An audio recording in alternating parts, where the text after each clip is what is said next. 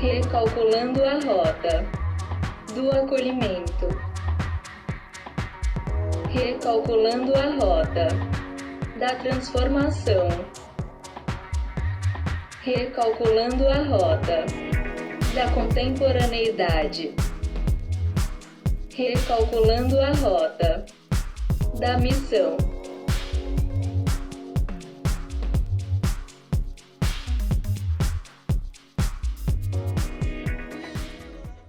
Quando toda essa situação que nós estamos vivendo no mundo com o Covid-19 começou, uma das coisas que eu ouvi bastante, eu não sei você, mas uma das coisas que eu ouvi bastante foi: isso é terrível, mas a humanidade vai sair dessa situação transformada, com sua maneira de ver a vida, de ver o mundo, ressignificada.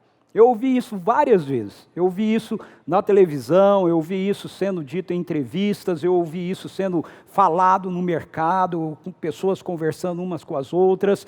A humanidade vai passar por isso, vai sair dessa situação, e quando sair dessa situação, vai sair dessa situação transformada, com a sua maneira de ver a vida e de ver o mundo ressignificada.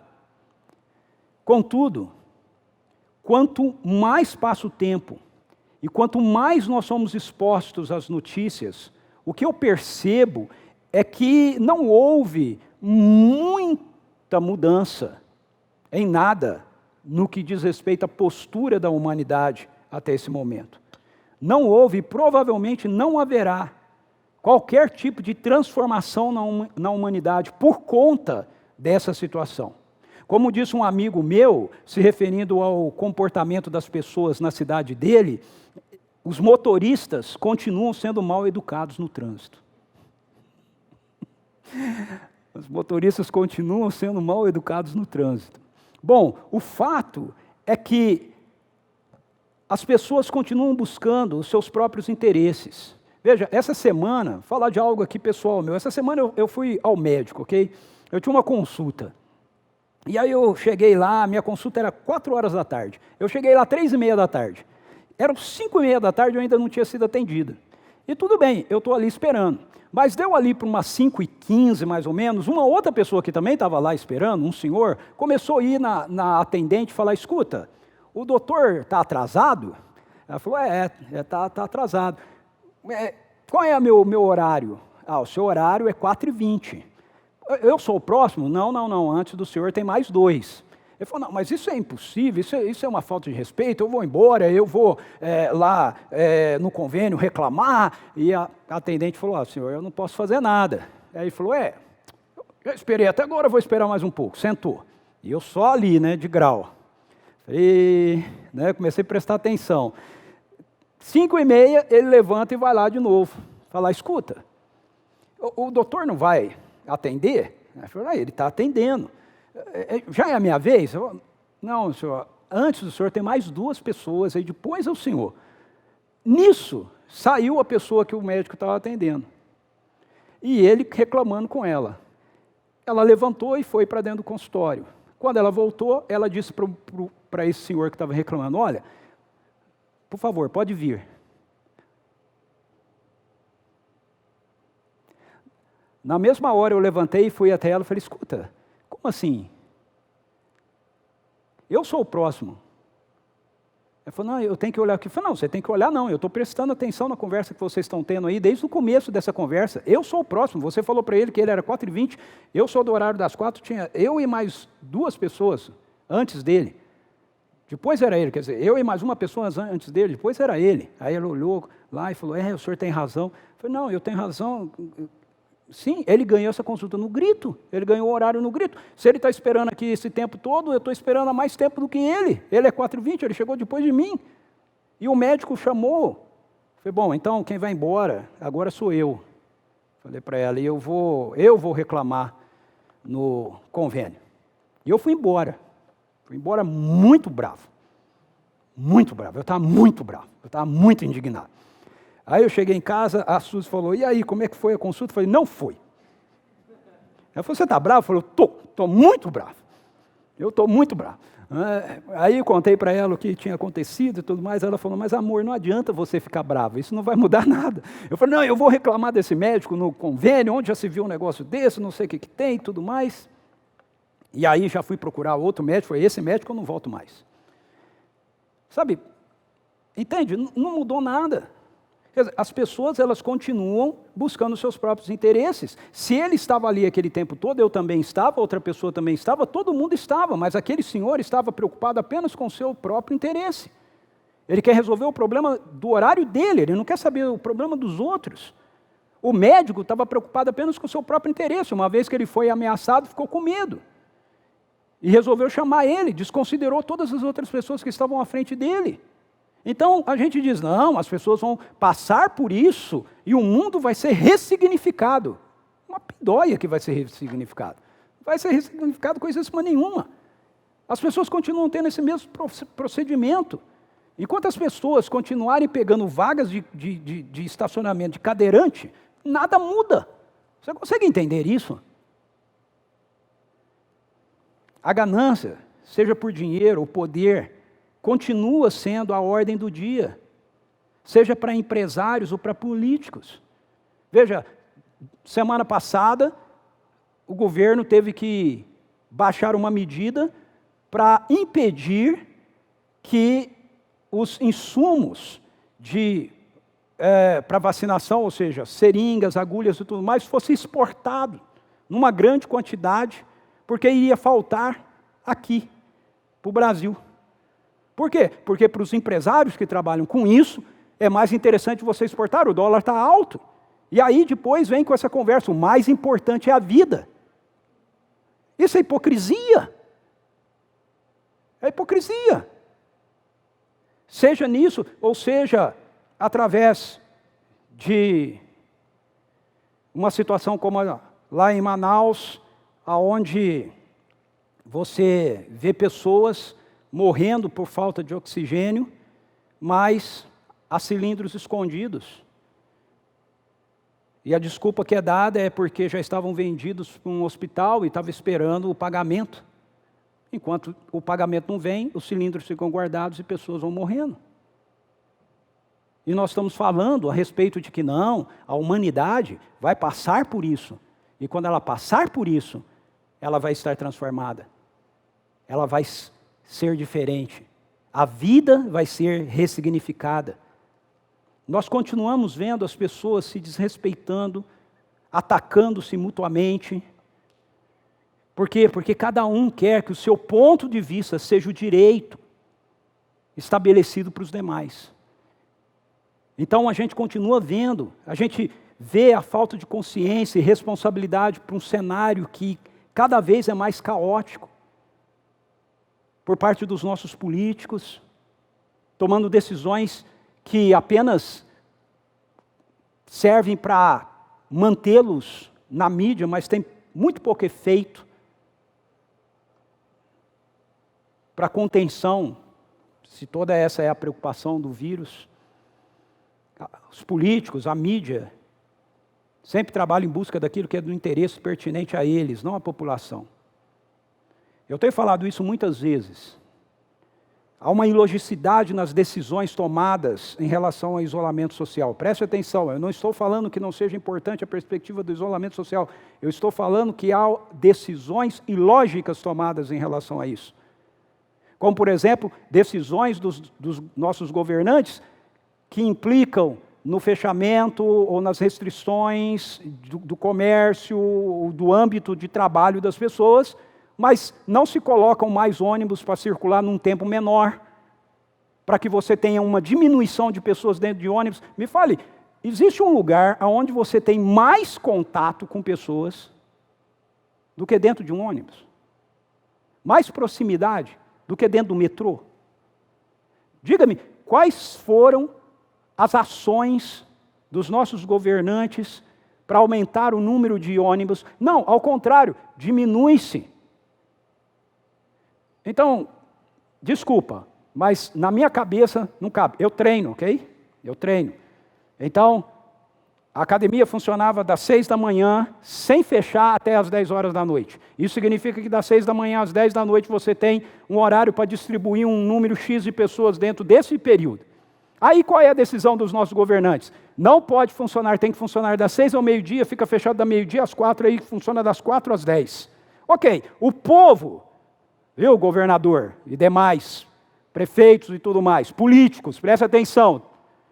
Talvez a gente precise desenhar. Mas o povo que ia na academia da meio-dia às 4, eles vão ter que ir na academia das 6 ao meio-dia, ou então das 4 às 10. Isso significa que vocês vão aumentar o número de pessoas juntos e não diminuir. E logicidade. E aí a gente vem com essa conversa de que as pessoas vão passar por isso, a humanidade vai passar por isso, e vai ser ressignificado. O sentido da humanidade, ela vai mudar, ela vai ser transformada. É claro que no meio disso tudo, nós temos posturas, graças a Deus, e nós temos notícias que nos acenam com esperança, como os atos de solidariedade que a gente vê sendo tomado por muitos lugares, como agora, por exemplo, por Manaus, a expectativa pela vacina, que todos nós estamos orando. Isso são manifestações da graça comum de Deus, da bondade dEle, graças a Deus. Mas isso não significa que houve transformação, e não significa que haverá transformação. O que a história nos mostra é que a tendência, infelizmente, é que à medida que toda essa situação for passando, à medida que toda essa situação for acabando, as pessoas elas vão simplesmente continuar agindo da mesma maneira que vem agindo. Quando tudo voltar ao normal, o que é chamado de novo normal, tirando as máscaras físicas que nós começamos a usar e provavelmente vamos ter que continuar usando, parece que não vai ter nada, absolutamente mais nada de novo. A verdade é que a humanidade perdeu a rota da transformação há muito tempo.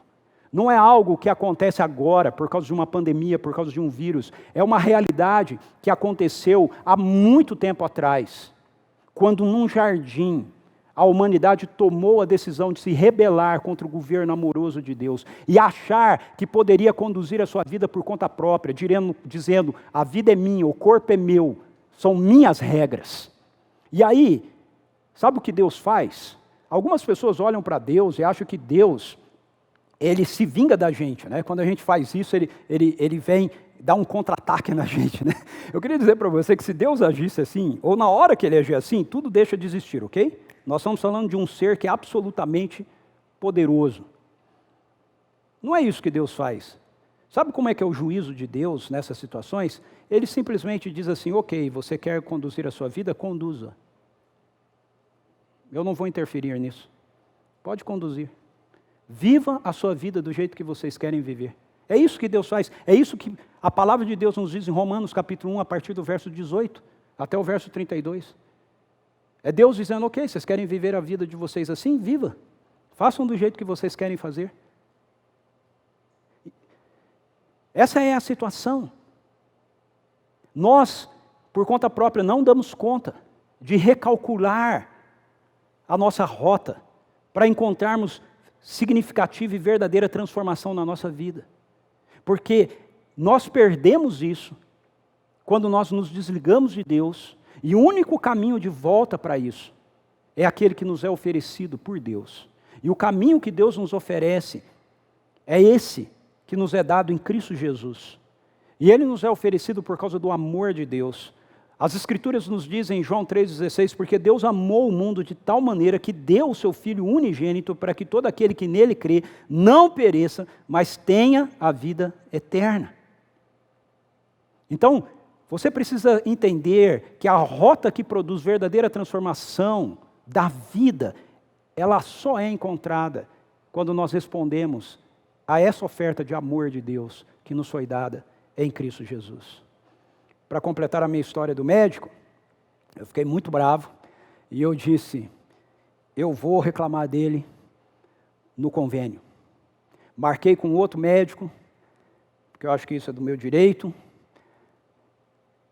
Mas quando eu resolvi reclamar dele no convênio, o Espírito Santo começou a falar comigo assim: você vai fazer isso porque realmente é necessário ou porque você quer se vingar dele?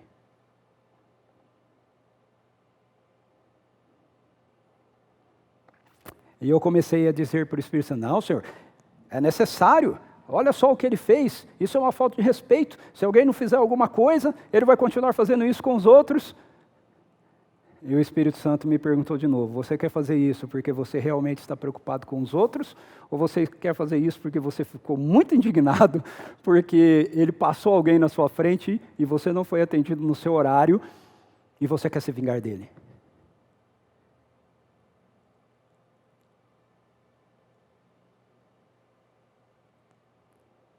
E eu falei para ele: Senhor, eu quero me vingar dele.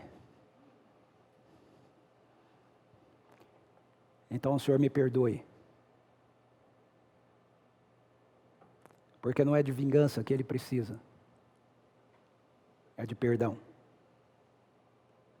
Eu quero que você entenda que eu não fiz isso porque eu sou um cara bonzinho. Ok? Eu não sou. Eu sempre brinco: não queira me conhecer sem Jesus. Eu fiz isso porque a vida de Jesus está me transformando. Eu fiz isso porque aquilo que nós cantamos aqui em várias dessas canções é uma realidade na minha vida há mais de 30 anos. Eu fiz isso porque a rota da transformação é Jesus.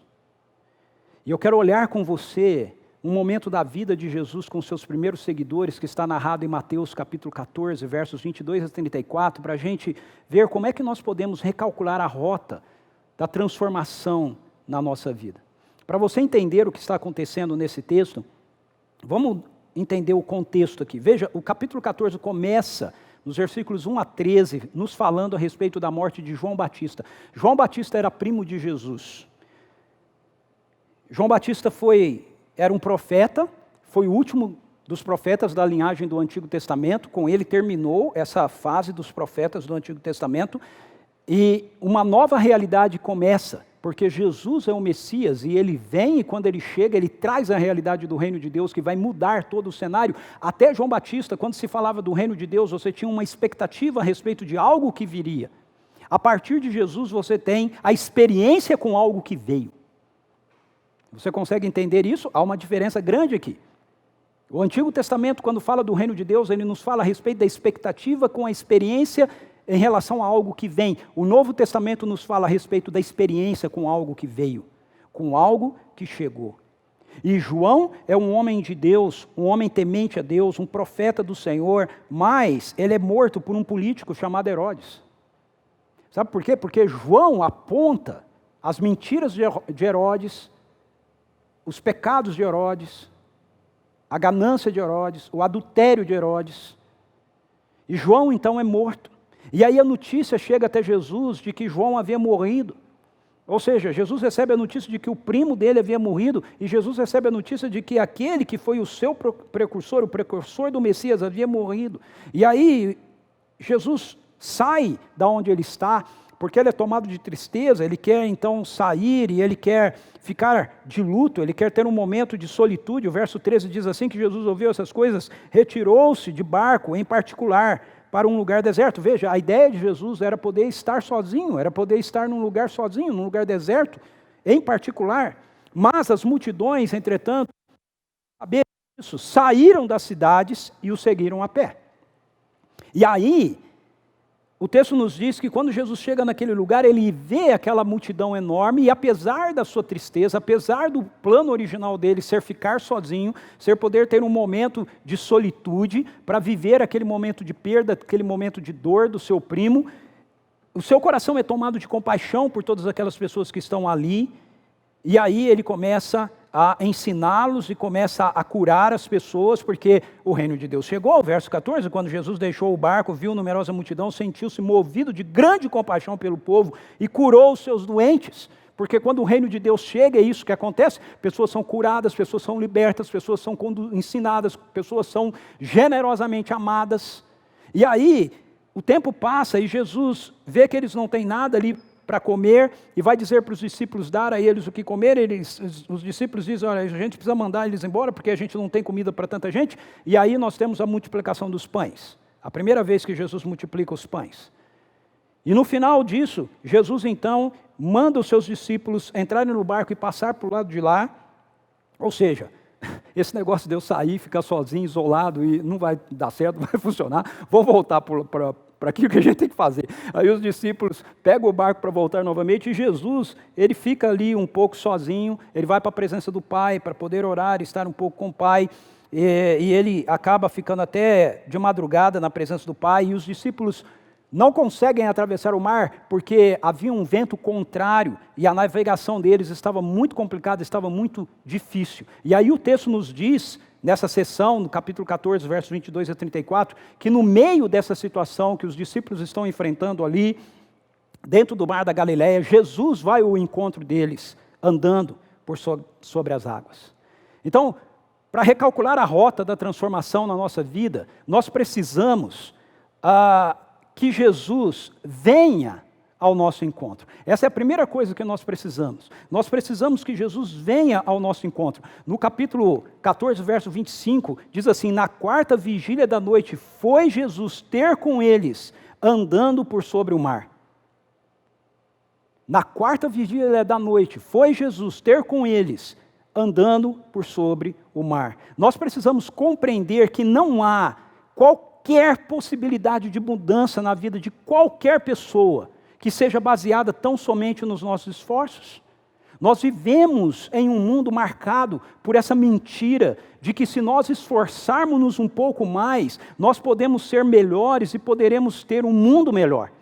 Nós ouvimos muito a respeito disso. Veja, eu não estou dizendo que nós não devemos ser melhores, eu estou dizendo que pelo nosso próprio esforço nós não podemos ser melhores, só pelo nosso próprio esforço nós não podemos ser melhores. Agir assim é como a luta dos discípulos aqui no barco. Eles estavam no barco, a tarefa deles era passar para o lado de lá do mar da Galileia, mas o texto nos diz que haviam ventos contrários. E eles não conseguiam avançar por causa disso. O verso 24, todavia o barco já estava longe, no meio do mar, sendo fustigado pelas ondas, pois o vento era contrário. Veja, eu quero dizer para vocês que a humanidade segue uma rota com ventos contrários, assim como era a rota de navegação desses discípulos. Isso é assim desde a queda, desde a nossa rebelião. E Deus nos oferece o caminho de retorno. E muitas vezes o que a gente quer é insistir em levar o barco contra o vento, em levar a vida contra o vento. A nossa arrogância precisa ser quebrada. A arrogância humana precisa ser quebrada. Sabe por quê? Porque o único elemento que pode fazer com que a graça de Deus não nos alcance é a arrogância, é a soberba. Essa é a única postura que pode nos manter fora da rota da transformação que a graça de Deus pode nos dar. A arrogância, soberba. Tiago capítulo 4, verso 6 diz assim, todavia, Ele, se referindo a Deus, Ele nos outorgou graça ainda maior. Por isso declara a Escritura, Deus se opõe aos arrogantes, mas concede graça aos humildes. Preste atenção nisso, Deus se opõe aos arrogantes. Deus se opõe aos soberbos, mas dá graça aos humildes. Então eu tenho ouvido algumas pessoas às vezes dizendo assim, se Deus é tão bom, por que Ele permite isso? Por que Ele ainda não mudou isso? Talvez a pergunta seja, por que nós continuamos insistindo com a nossa soberba e a nossa arrogância diante de uma situação como essa, ao invés de nos quedarmos diante dos pés do Senhor e dizer, Deus tenha compaixão, tenha misericórdia de nós. Socorre-nos, nós precisamos do Senhor. Nós não vemos isso. Nós não vemos isso sendo feito pelos nossos governantes. Infelizmente, muitas vezes a gente não tem visto isso sendo feito nem mesmo pela igreja. Ao invés de nós nos ajoelharmos, ao invés de nós clamarmos, ao invés de nós quebrarmos o nosso coração, ao invés de nós jejuarmos, ao invés de nós nos humilharmos, nós dizemos, Precisamos esperar a vacina da China chegar. Veja, eu não sou contra a vacina. Eu louvo a Deus. Vacina, medicamento, seja o que for, é fruto da graça de Deus. Deus está respondendo às nossas orações, mas a nossa postura não é uma postura de humildade diante do Senhor, continua sendo uma postura de arrogância, achando que nós, seres humanos, é que vamos dar conta e que vamos resolver a situação. Nós precisamos reconhecer que necessitamos de Jesus. Nós precisamos recebê-lo de bom grado em nossa vida. Você precisa fazer isso hoje. Você precisa receber Jesus de bom grado na sua casa, na sua família. A nossa nação, o Brasil, precisa dizer: Deus, nós precisamos de Ti. Senhor, nós precisamos de Ti. Essa é a única forma de nós chegarmos bem ao nosso destino. O texto paralelo a essa história no Evangelho de João, no capítulo 6, verso 21, encerrando a história, diz assim: então eles, de boa vontade, o receberam no barco, e imediatamente chegaram à praia para a qual se dirigiram. Eles, os discípulos, de boa vontade, o receberam no barco. Então, se eu e você queremos ver transformação acontecendo na nossa vida, na nossa história, na nossa casa, na nossa família, na nossa nação, nós precisamos entender que precisamos receber Jesus de bom grado. Precisamos abrir mão da nossa arrogância, da nossa soberba. Seja ela manifesta por nossa confiança na ciência, seja ela por nossa soberba manifesta na nossa confiança na teologia, nós precisamos confiar em Jesus. Nós precisamos que Ele venha ao nosso encontro. Nós precisamos confiar nos comandos que Ele nos dá. O texto nos diz, nos versos 28 a 29, que quando Jesus vem andando sobre as águas, os discípulos acham que Ele é um fantasma, e Jesus diz: não tenham medo, sou eu. Ao que Pedro exclamou: Senhor, se és Tu, preste atenção nisso, mande-me ir ao Teu encontro por sobre as águas. Então Jesus lhe respondeu: vem. E Pedro, deixando o barco, andou por sobre as águas e foi na direção de Jesus. Eu quero destacar essas duas ênfases no texto. Manda-me ir ao teu encontro. Manda-me. Pedro diz para Jesus: manda-me. E Jesus diz: vem. Nós precisamos confiar nos comandos de Jesus para que nós possamos encontrar a rota da transformação, para nós recalcularmos a rota da transformação na nossa vida. Nós precisamos nos mover pela lógica do reino.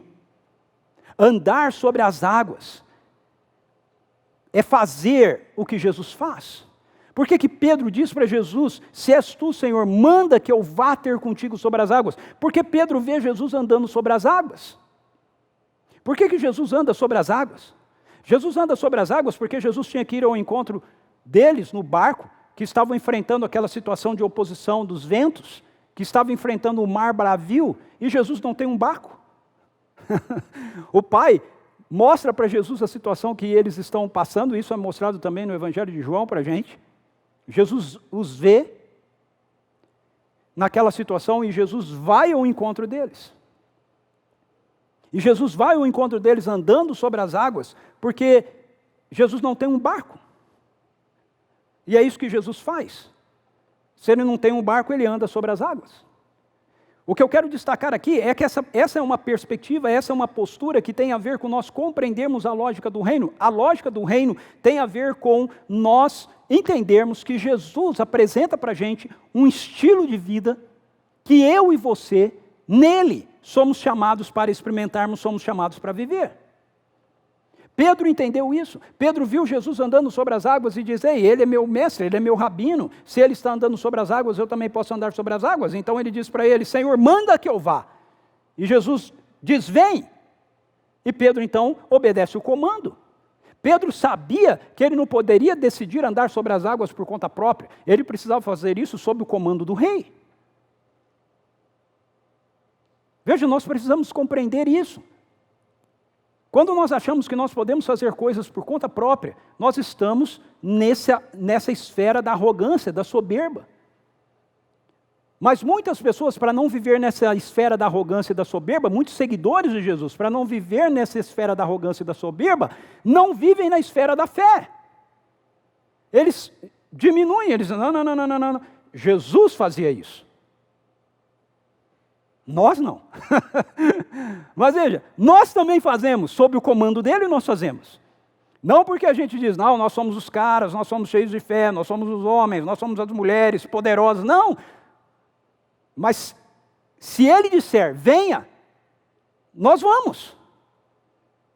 Sua vida é o nosso parâmetro. Agora, para a gente poder viver sobre o comando dele, nós não apenas precisamos nos mover na lógica do reino, e a lógica do reino é essa, é olhar para a vida de Jesus e entender que a dinâmica de vida do reino é aquilo que Jesus nos mostra. Não é aquilo que nós tentamos explicar com nossa teologia, ok? É aquilo que Jesus nos mostra. Não é aquilo que a gente tenta provar com as nossas experiências ou não experiências, é aquilo que Jesus nos mostra. Essa é a lógica do reino. Mas nós também precisamos romper com a nossa zona de conforto. Veja, para Pedro, seguir o comando de Jesus, quando ele diz vem, ele realmente deveria sair do barco. Jesus não foi lá tirar Pedro do barco. Pedro teve que tomar essa decisão, Senhor, se és tu, comanda, mande que eu vá. E Jesus diz, vem, e aí o que ele faz? Ele sai do barco. Eu não sei se você já parou para pensar nisso, mas a lógica aqui, ok? A lógica aqui é que, por pior que a situação tivesse no barco, o lugar mais seguro para você estar ainda é o barco. Ok? Concorda comigo ou não? É o barco ainda o lugar mais seguro para você estar. Mas Pedro sai do barco. Quando ele ouve Jesus dizendo, vem, ele responde ao comando de Jesus. E para responder esse comando, ele tem que sair do barco. Então eu quero perguntar para você, quais barcos nós precisamos deixar? Quais são as áreas de segurança que nós construímos para a nossa vida? Pessoalmente, na nossa família, como igreja, como nação, seja o que for, que nós construímos. Quais são as nossas estruturas? Quais são as nossas mentalidades que nós achamos que pode trazer para a gente segurança? E que faz com que a gente fique ali e não siga o comando de Jesus. Você precisa romper com isso.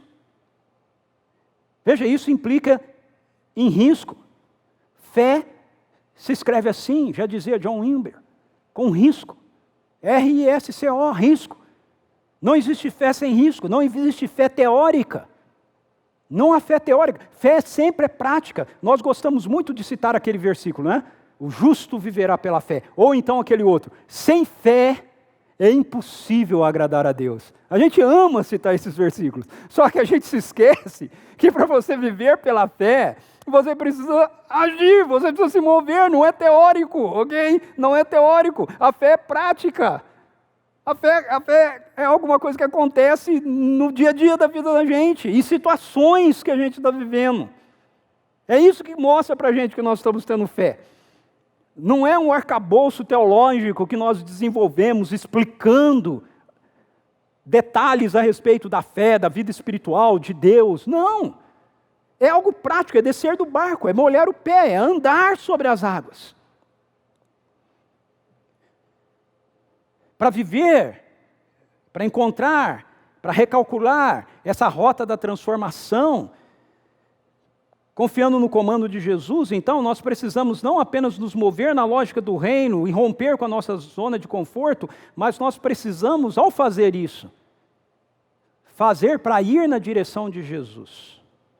Veja, o texto diz, e Pedro deixando o barco, andou por sobre as águas e foi na direção de Jesus.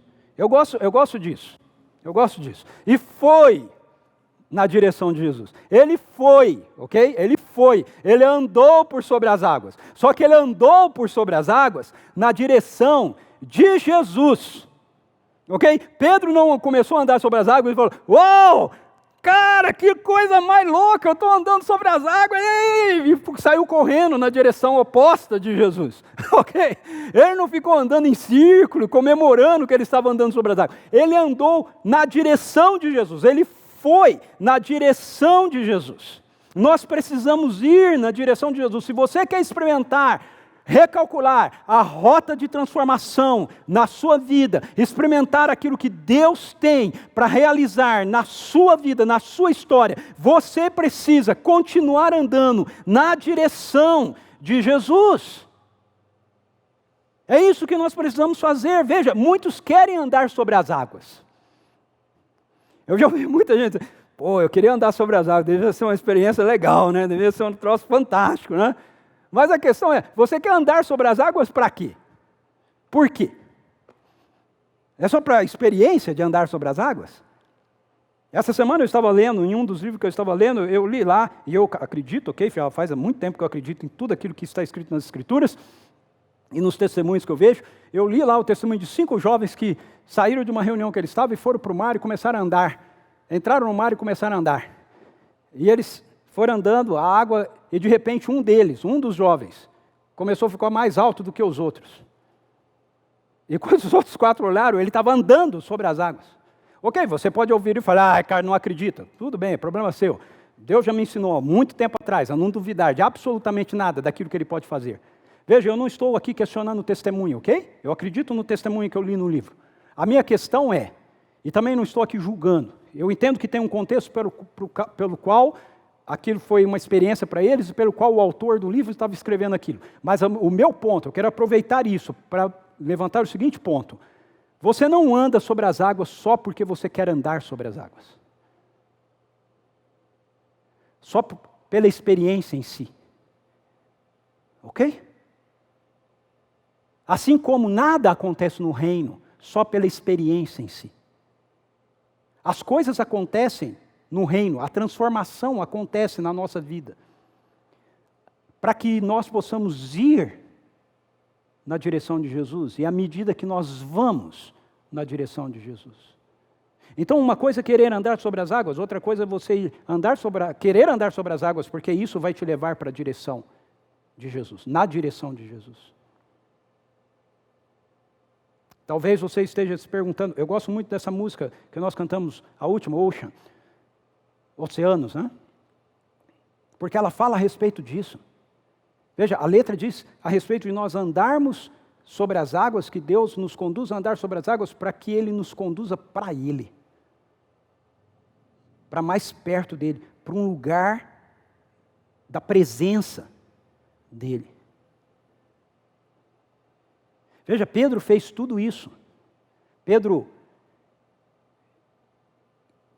desenvolveu a mentalidade do reino. Pedro rompeu com a sua zona de conforto. Pedro foi na direção de Jesus. Ele fez todas essas coisas, mas tudo isso está baseado em um ponto. Jesus comandou.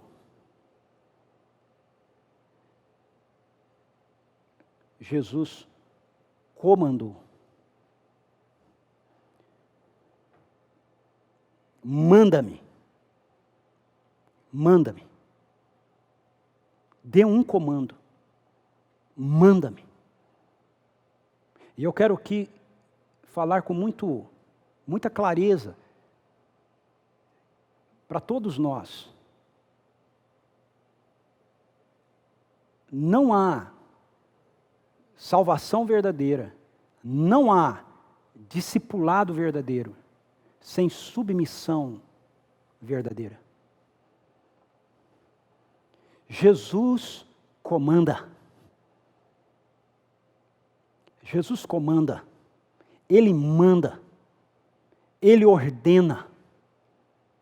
Um dos problemas que nós temos tido como igreja, pelo menos no Ocidente, tem sido essa. Nós queremos uma relação com Deus, onde nós experimentemos a sua graça, que é maravilhosa, mas nós não queremos que essa graça traga a implicação que ela traz, de uma vida entregue, comprometida, rendida ao governo soberano de Jesus. Pessoas querem sua salvação, mas pessoas não querem o seu comando. Se nós queremos experimentar transformação verdadeira na nossa vida, nós precisamos entender que a nossa vida precisa se colocar debaixo do comando de Jesus. Pedro fez tudo isso porque ele confiou na voz de Jesus. Em que é que nós temos depositado a nossa confiança? Quais são as vozes que nós estamos ouvindo? Quais são os comandos que nós estamos recebendo? A que comandos nós estamos respondendo? Recalcular a rota da transformação só é possível se nós passarmos genuinamente a responder ao comando de Jesus. E por fim, nós precisamos manter os nossos olhos o tempo todo em Jesus. O texto diz que Pedro anda sobre as águas. E ele vai andando na direção de Jesus. Mas no verso 30 é dito assim: todavia, reparando na força do vento, teve medo. E começando a afundar, gritou: Senhor, salva-me! Dessa vez, enquanto eu orava, meditava nesse texto para compartilhar com vocês, o que me chamou a atenção foi essa expressão: começando a afundar. Como é que você começa a afundar? Quando eu piso na piscina, eu afundo. Eu não começo a afundar, eu afundo de uma vez, eu piso, tchum. Mas aqui, a sensação que me deu aqui no texto foi que foi alguma coisa em câmera lenta, entendeu? Pedro, ele começou a sentir que, opa, alguma coisa está errada aqui. Parece que a água está subindo. Ele não afundou de uma vez, o texto deixa isso claro, ele não afundou de uma vez. Ele foi afundando. Sabe, nós fomos criados para o sobrenatural. Nós fomos criados para o sobrenatural. O reino de Deus é a conexão do natural com o sobrenatural. O reino de Deus é onde nós podemos viver naturalmente, de forma naturalmente sobrenatural. Mas isso não acontece por causa do nosso desempenho. Isso não acontece como resultado do nosso esforço.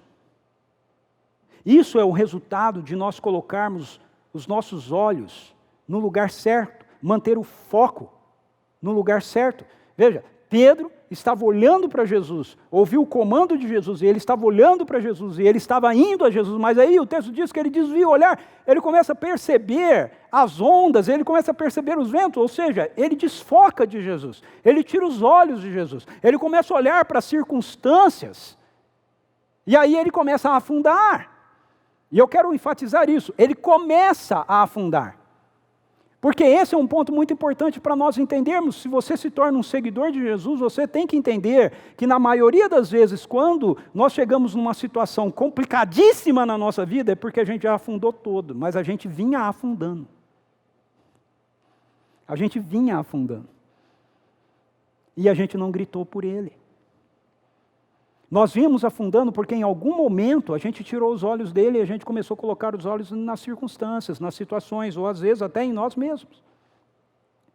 Então, você viver uma vida naturalmente sobrenatural tem a ver com você manter o seu foco no lugar certo. Por isso Paulo diz em Colossenses 3, 1 e 2, portanto, visto que fostes ressuscitados com Cristo, buscai o conhecimento do alto, onde Cristo está sentado à direita de Deus. Pensai nos objetivos do alto, e não nas coisas terrenas. Eu gosto dessa tradução da King James, atualizada. Pensai nas coisas do alto, nos objetivos do alto. Pensai nos objetivos do alto. A maioria das traduções traz, pensai nas coisas do alto. E porque pensais na coisa do alto, a gente, na maioria das vezes, interpreta isso assim: pense lá nas ruas de ouro de Jerusalém, pense lá na sua mansão que você vai receber quando você for para o céu, pense lá. Né? Mas não é disso. Eu gosto dessa tradução, pense nos objetivos do céu. Quais são os objetivos do céu para a terra? Quais são os objetivos de Deus para a história? Quais são os objetivos de Deus para a sua vida? Quais são as realidades da vontade boa, perfeita e agradável do Pai, para você, para a sua história, para a sua casa, para a sua família, para os seus negócios, para a nossa sociedade, para a igreja. Por isso nós somos instruídos também a deixar que o Espírito Santo molde o nosso pensamento. O apóstolo Paulo diz isso em Romanos 12:2, ele diz: e não vos amoldeis ao sistema desse mundo. Ou seja, não use o sistema de pensamento desse mundo como padrão da mente de vocês, sejam transformados pela renovação das vossas mentes, para que experimenteis qual seja a boa, agradável e perfeita vontade de Deus. Tenha a mente de vocês, a maneira de pensar de vocês mudada, transformada, para que vocês experimentem a boa, agradável e perfeita vontade de Deus. Não apenas para que vocês conheçam, para que vocês experimentem. Isso tem a ver com provar, com algo que é concreto. Jesus viveu sua vida enquanto um ser humano entre nós, assim, com os seus olhos colocados o tempo todo no céu, o tempo todo no Pai. E por isso a mente dele funcionava com os critérios da mentalidade do céu. Jesus não viveu do jeito que ele viveu porque ele é Deus. Ele se fez realmente um ser humano e ele viveu do jeito que ele viveu como um ser humano, porque ele nos ensinou que a nossa mente precisa estar focada nos objetivos do céu. Então a questão é que nós podemos pensar como Jesus, podemos agir como Jesus, podemos fazer o que Jesus fez, porque a mente dele, a mente de Cristo, nos foi dada. Porque a mente de Cristo nos foi dada, nós não apenas podemos, mas nós devemos pensar como Ele. 1 Coríntios, capítulo 2, verso 16, Paulo diz assim: quem jamais conheceu a mente do... Cara, esse texto é muito doido. Quem jamais conheceu a mente do Senhor para que possa instruí-lo? A resposta é: ninguém. Ninguém, na antiga aliança. Mas na nova aliança, Paulo conclui o versículo dizendo assim: todavia, nós temos a mente de Cristo. Nós temos a mente de Cristo. A pergunta que ele faz é uma pergunta baseada num texto do Antigo Testamento, dentro do padrão da antiga aliança. Quem jamais conheceu a mente do Senhor para que possa instruí-lo? Ninguém, mas você tem a mente dele. Você tem a mente de Cristo, você tem a mente de Jesus. Você pensa como Jesus. Você foi criado, você foi salvo. Você foi feito uma nova humanidade para pensar como Jesus. O problema é que muitas vezes nós desviamos o nosso olhar de Jesus, assim como Pedro fez. E a questão é, quando isso ocorre, quando a gente desvia o nosso olhar de Jesus, quando nós tiramos o nosso foco de Jesus, nós começamos a afundar. E talvez você ache que esse seja o maior problema, mas ele não é. O maior problema não é você, tirando o foco de Jesus, começar a afundar. O maior problema é o que você faz quando você começa a afundar. O que nós fazemos quando nós começamos a afundar? A maioria das vezes, nós continuamos achando que o que a gente tem que fazer, já que a gente começou a afundar, é nadar. Vamos nadar. Vamos resolver. Vamos tentar voltar para o barco a nado. Não, o que nós temos que fazer é o mesmo que Pedro fez. O que Pedro fez? Quando ele percebe que ele está afundando, ele volta os olhos dele de novo para Jesus. E ele diz para Jesus: Senhor, socorre-me. É isso que nós devemos fazer. Nós devemos voltar os nossos olhos novamente para Jesus e dizer: Senhor, socorre-me. E sabe o que acontece quando Pedro faz isso? O verso 31 do capítulo 14 diz que Jesus estendeu, preste atenção nisso, Jesus estendeu imediatamente a mão. Imediatamente segurou-o e lhe disse: homem de pequena fé, por que duvidaste? Geralmente eu trabalho essa questão, né? Por que Jesus fala que ele é homem de pequena fé? Mas aqui eu quero hoje olhar para outro aspecto. Preste atenção. Quando Pedro clamou por socorro, o que Jesus fez foi socorrê-lo. E Jesus o socorreu imediatamente. Então o que você tem que fazer, quando você começa a afundar porque você desviou seus olhos de Jesus, não é se esforçar para tentar nadar, é voltar seus olhos de novo para Ele e falar: Senhor, socorre-me. E sabe o que vai acontecer? Ele vai te socorrer e Ele vai te socorrer imediatamente. Por favor, Jesus não parou e falou: ok, Pedro, deixa eu pensar aqui um pouco, vamos ver, olha, está difícil você aprender esse negócio, viu? De confiar em mim, ter fé, não olhar para a tempestade, não olhar para o mar, não olhar para o vento. Deixa você se debater um pouquinho aí eu vou fazer alguma coisa, certo? Eu vou te socorrer, mas primeiro você vai sofrer um pouquinho. Jesus não fez isso. O texto diz que imediatamente. Veja, não ouça a mentira de Satanás. A mentira de Satanás é que se você desviou os olhos de Jesus, se você começou a afundar, se você falhou, você precisa se virar. Você precisa resolver o problema, para que então Deus possa jogar uma boia para você. Mas isso é uma mentira. Essa é a visão de um Deus construído a partir de sofismas, de mentiras, que parecem ser verdade, né? Não, mas veja, a gente tem as consequências. Mas Deus é justo também. Não, mas Deus também é juiz. Sim, Ele é justo, Ele é juiz, mas as Escrituras dizem que a justiça dele foi impretada sobre Jesus e que o juízo dele vai ser manifestado com toda a sua dimensão no último dia. Deus não está aqui quando você falha e você reconhece que você falhou e volta os seus olhos de novo para Ele e diz: Senhor, pelo amor de Deus, pelo amor de quem o Senhor é, me socorre. Ele não está aqui olhando para você dizendo: ok, eu vou deixar você sofrer um pouco. Não, a palavra de Deus nos mostra que Deus é bom.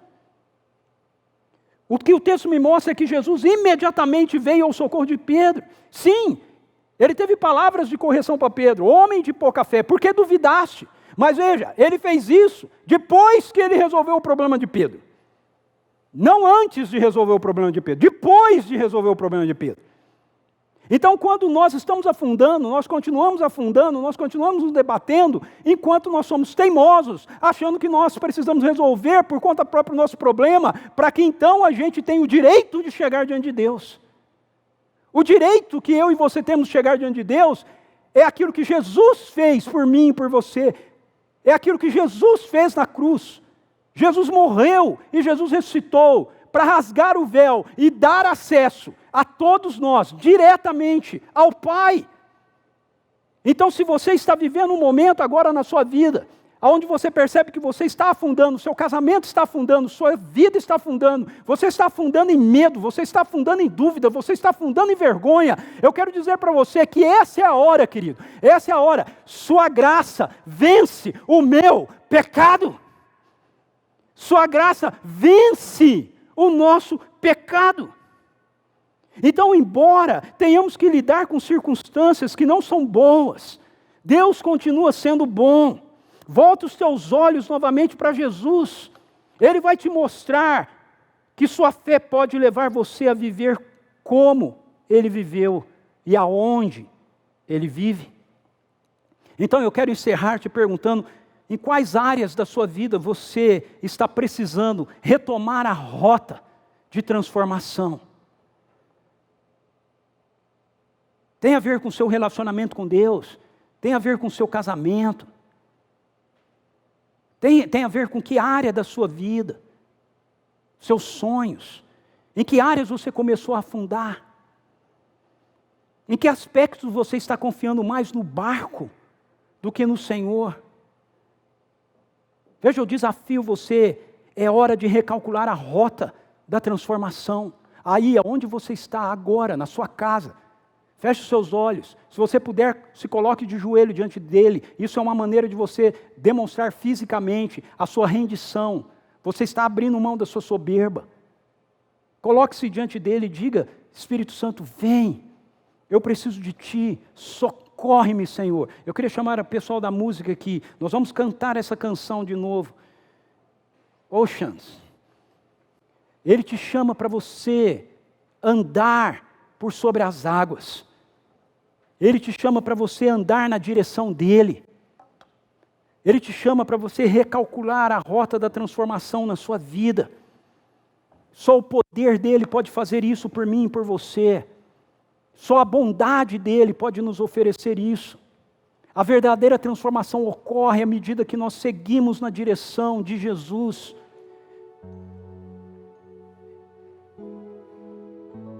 Se você está me ouvindo aqui, e você ainda não fez isso em nenhum momento na sua vida, eu quero convidar você a entregar sua vida para Jesus, a não confiar em nada mais, em ninguém mais, a não ser nele.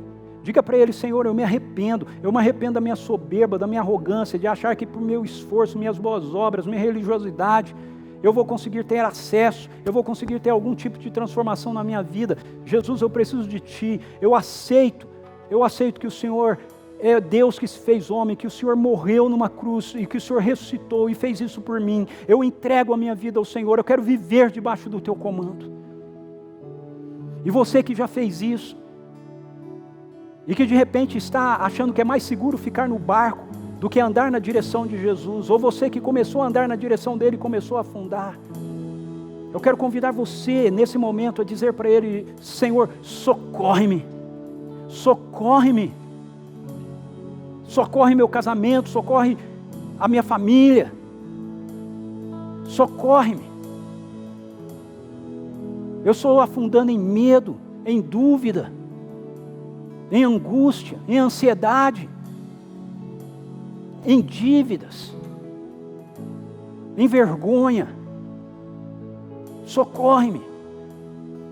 Ele não vai te castigar. Ele não vai dizer: ok, eu vou deixar você ficar se debatendo um pouco mais aí. Não, Ele vai vir ao seu encontro imediatamente. Imediatamente, Jesus vai restaurar a paz no seu coração. Vai tornar a sua consciência limpa novamente, imediatamente, porque sua graça vence os nossos pecados.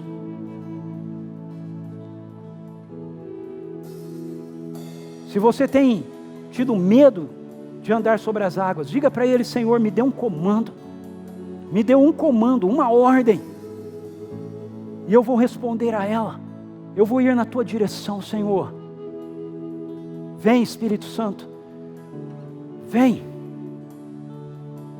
Precisamos de Ti, vem ao nosso encontro. Vivemos um momento onde nós precisamos do Senhor. Estende as Tuas mãos, erga-nos, corrige-nos na nossa falta de fé, mas nos abrace,